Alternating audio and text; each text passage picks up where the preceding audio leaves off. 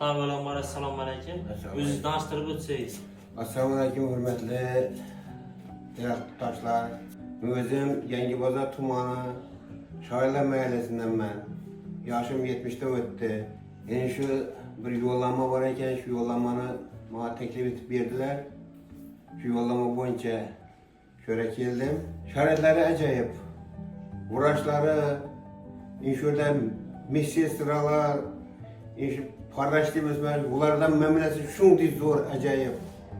Tap o'zing uyingdagidek mamla qilib, tili shirin, gap yo'q.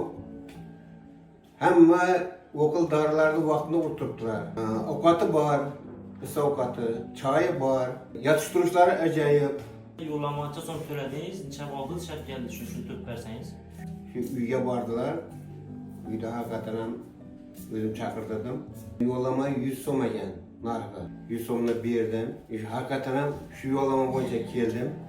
Pechat bosib berib ketganimizda ben tarafına 100 ming so'm to'ladilar.